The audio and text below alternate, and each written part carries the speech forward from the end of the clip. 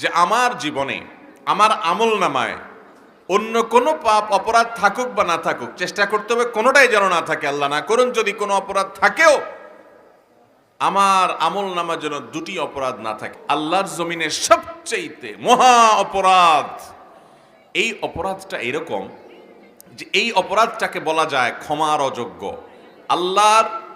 আল্লাহর কাছে যত অপরাধ হতে পারে সকল অপরাধের মধ্যে একটা অপরাধ আছে, যেই অপরাধটা, যেই গুনাহটা, যেই পাপটা আল্লাহ রাব্বুল আলামিন ক্ষমা করবেন না, ঘোষণা করে দিয়েছেন এটা ক্ষমার অযোগ্য।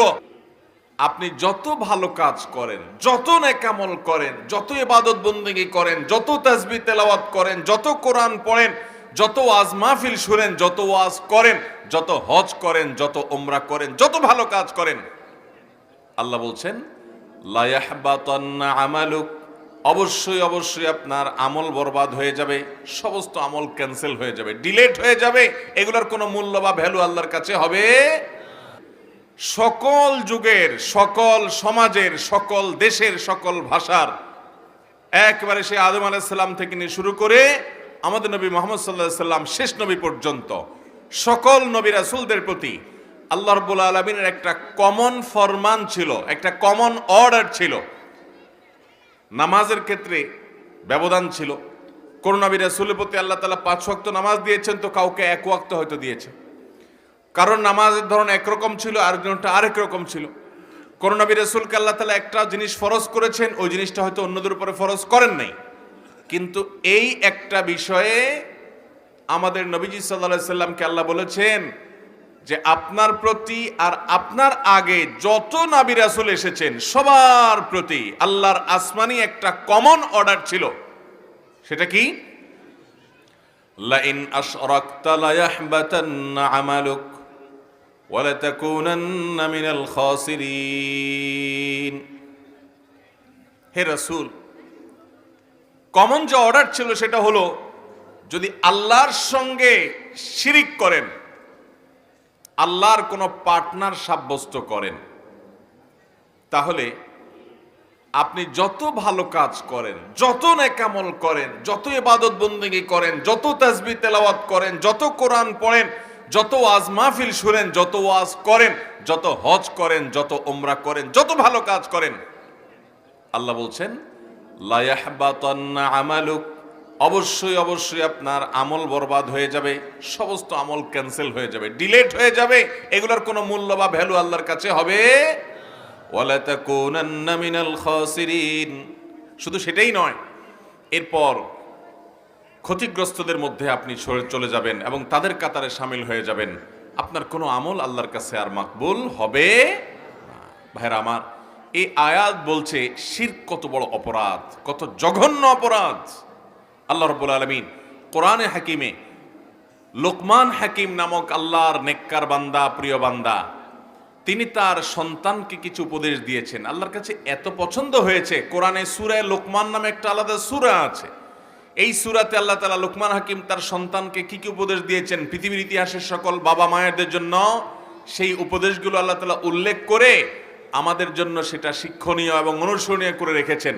সেখানে একটা উপদেশ ছিল গুরুত্বপূর্ণ, অতি গুরুত্বপূর্ণ, সেটা হলো তিনি তার সন্তানকে বলেছেন, ইয়া বুনাই লা তুশরিক বিল্লাহ, ও আমার প্রাণের ছেলে, প্রাণপ্রিয় সন্তান, আদরের ছেলে, বাবারে ওসিয়ত করে যাচ্ছি, খবরদার আল্লাহর জমিনে তুমি খবরদার আর যা করো না করো কখনো আল্লাহর সঙ্গে শিরিক করবা না, শরীক সাব্যস্ত করবা না। কারণ ইন্না শিরকা লাযুলমুন আযীম, কারণ শিরক হলো আল্লাহর জমিনে সবচেয়ে মহা অপরাধ। এই অপরাধটা এরকম যে এই অপরাধটাকে বলা যায় ক্ষমার অযোগ্য। আল্লাহর কাছে যত অপরাধ হতে পারে সকল অপরাধের মধ্যে একটা অপরাধ আছে, যেই অপরাধটা, যেই গুনাহটা, যেই পাপটা আল্লাহ রাব্বুল আলামিন ক্ষমা করবেন না, ঘোষণা করে দিয়েছেন এটা ক্ষমার অযোগ্য। সেই পাপটা হলো শিরকের পাপ। আল্লাহ বলেছেন ইন্নাল্লাহা লা ইয়াগফিরু আন ইউশরাকা বিহি, নিশ্চয় আল্লাহ রাব্বুল আলামিন তার সঙ্গে যদি কেউ শরীক সাব্যস্ত করে এটা আল্লাহ তাআলা মাফ করবেন না। মাফ করবেন না মানে যদি সে এই অপরাধ করে তওবা ছাড়া মারা যায় তাহলে মাফ করবেন না। কেউ জীবনে করে ফেলেছে না বুঝে, এরপরে সে তওবা করে ফিরে এসেছে আর সে অপরাধ করে নাই, এটা অবশ্যই মাফ হবে। কিন্তু যদি কেউ তওবা ছাড়া শিরক করে দুনিয়া থেকে যায়, মুশরিক অবস্থায় মারা যায়, তাহলে আল্লাহ তাআলা এটা মাফ করবেন না। ওয়ায়াগফিরু মা দুনা যালিকা লিমান ইয়াশা। আর শিরক ছাড়া যত অপরাধ আছে আল্লাহর হক সংশ্লিষ্ট, সবগুলো আল্লাহ তাআলা যাকে ইচ্ছা তাকে মাফ করে দিবেন। কিন্তু শিরকের অপরাধ এটা আল্লাহ তাআলা কাউকে মাফ করবেন যদি সেই শিরকের অপরাধ করে দুনিয়া থেকে যায়। ভাইরা আমার, এই অপরাধের ভয়াবহতা এত বেশি।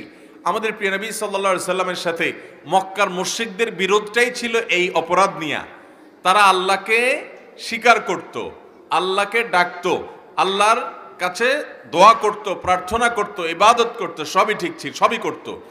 কিন্তু মক্কার মুশরিকদের মূল সমস্যা ছিল যে তারা আল্লাহকেও ইবাদত করত, আবার শিরকও করত।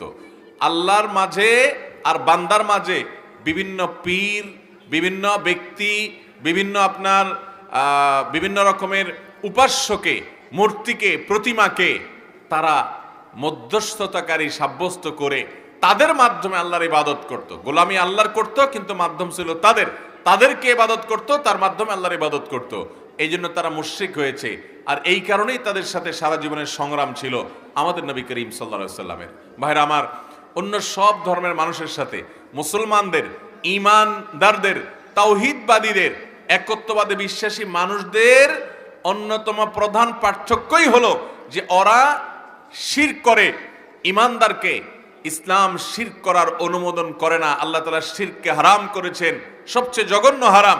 এটা দিয়ে আমাদের সাথে তাদের পার্থক্য। পৃথিবীতে যত ধর্ম আছে সব ধর্মের মানুষ দেখবেন কোনো না কোনোভাবে শিরক করে। কেউ হয়তো কোনো নবীকে আল্লাহর পর্যায়ে রেখে নাউজুবিল্লাহ শিরক করে, আল্লাহর সাথে শরীক সাব্যস্ত করে। কেউ কোনো আল্লাহর নেককার বান্দাকে, যেমন ইহুদিরা ওজায়েরকে আল্লাহর নেককার বান্দাকে শরীক সাব্যস্ত করে। তারপরে খ্রিস্টানরা ঈসা আলাইহিস সালামকে আল্লাহর পরিবারভুক্ত করে নাউজুবিল্লাহ তারা শরীক সাব্যস্ত করে। এভাবে হিন্দু ধর্মাবলম্বী ভাইরা বোনেরা তারা বহু প্রতিমাকে, বহু উপাস্যকে তারা উপাসনা করে। মুসলমানের সাথে অন্য সব ধর্মের পার্থক্যই হলো এটা, মুসলমানের ইবাদত হবে একত্ববাদী বিশ্বাসী ব্যক্তির ইবাদত। আল্লাহ বলেছেন আবুদুল্লাহ ওয়ালা তুশরিকু বিহি শাইআ, তোমরা আল্লাহর ইবাদত করো আর আল্লাহর সাথে কাউকে শরীক করবা।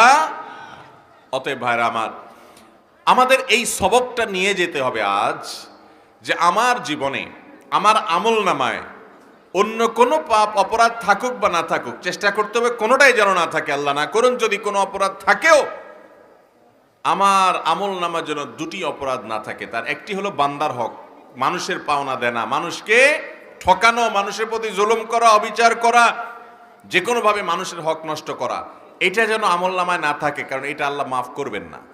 আর সবচেয়ে বেশি ইমানদারের জন্য সতর্ক বার্তা হলো শিরকের বিষয়। শিরকের অপরাধ যেন আমার আমল নামায় কোনোভাবে না উঠে। যদি কোনোভাবে শিরকের আলামত চলে আসে, তওবা করে আল্লাহর কাছে মাপ চেয়ে ওইটাকে ডিলিট করে আমার আমলনা থেকে পরিচ্ছন্ন করে সামনে এগোতে হবে। আপনি যদি এইভাবে আপনার আমলনামাকে এই অপরাধ থেকে পরিচ্ছন্ন রেখে, মুক্ত রেখে এগিয়ে যেতে পারেন, ইনশাআল্লাহ আপনার আখিরাতের বাকি যাত্রা সহজ হবে।